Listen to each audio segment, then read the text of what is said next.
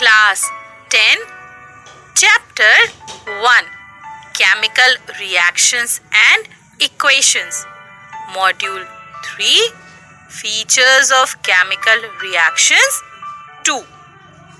Hello friends, previous module में हमने chemical reactions के फीचर्स डिस्कस किए थे, उसी को कंटिन्यू करते हैं।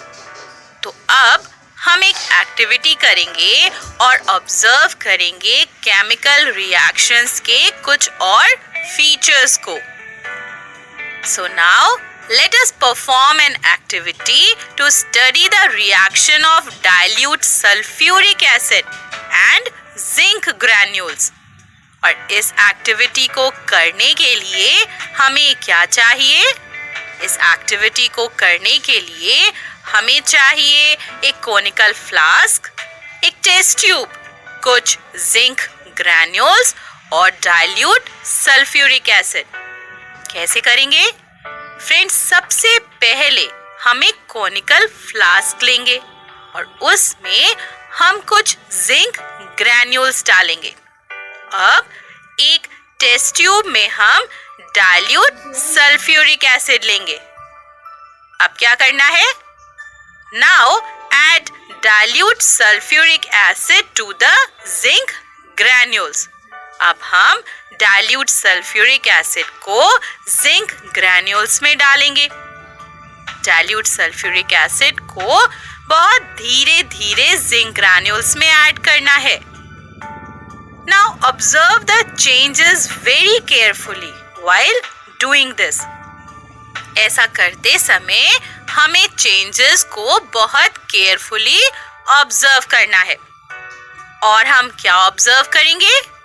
फ्रेंड्स, हम देखेंगे कि एसिड डालते ही फ्लास्क में जो जिंक के ग्रैन्यूल्स हैं उनके अराउंड बबल्स फॉर्म होना स्टार्ट हो गए हैं। ये बबल्स क्या हैं पता है आपको? ये बबल्स हैं हाइड्रोजन गैस के। इस केमिकल रिएक्शन में zinc granules dilute sulphuric acid से रिएक्ट करके जिंक सल्फेट सॉल्यूशन और हाइड्रोजन गैस फॉर्म करते हैं। क्या होता है? In this chemical reaction zinc granules react with dilute sulfuric acid to form zinc sulfate solution and hydrogen gas। और ये हाइड्रोजन गैस ही जिंक ग्रैन्यूल्स के चारों तरफ हमें बबल्स के फॉर्म में दिखाई पड़ती है। रिएक्शन क्या होगी इसकी? Zn zinc granules H2SO4 dilute sulfuric acid forms ZnSO4 zinc sulfate plus H2 hydrogen gas। यानी जिंक डाइल्यूट सल्फ्यूरिक एसिड से रिएक्ट करके जिंक सल्फेट बनाता है और हाइड्रोजन गैस भी रिलीज होती है। अब फ्रेंड्स, इस कोनिकल फ्लास्क को टच करते हैं। क्या करेंगे? Touch the conical flask. Is the conical flask hot? क्या कोनिकल फ्लास्क गरम है? बिल्कुल, कोनिकल फ्लास्क जो है वो टच करने पर गरम लगेगा। क्यों? क्योंकि इस केमिकल रिएक्शन में टेम्परेचर भी चेंज हुआ है। तो फ्रेंड्स, इस एक्टिविटी से हम क्या कंक्लूड कर सकते हैं? इस एक्टिविटी से हम कंक्लूड कर सकते हैं कि zinc granules react with dilute sulphuric acid to form hydrogen gas and zinc sulfate solution, and the temperature also increases due to this chemical reaction। तो फ्रेंड्स, देखा आपने, इस रिएक्शन में गैस रिलीज हुई है और टेम्परेचर भी चेंज हुआ है। और इसके अलावा यहाँ पर फिजिकल स्टेट में भी चेंज हुआ है। वो कैसे? फ्रेंड्स, जिंक ग्रैन्यूल्स कैसे हैं? सॉलिड हैं। सल्फ्यूरिक एसिड लिक्विड है। तो जब ये दोनों रिएक्ट करते हैं तो जिंक सल्फेट बनता है और हाइड्रोजन गैस रिलीज होती है। इसमें एक गैसियस सब्सटेंस भी बन गया, हाइड्रोजन गैस। तो फिजिकल स्टेट में चेंज हुआ। तो यहाँ पर ऑब्जर्वेबल फीचर्स क्या क्या हैं? Change in temperature, evolution of gas and change in physical state are some observable features of chemical reaction of zinc and dilute sulfuric acid.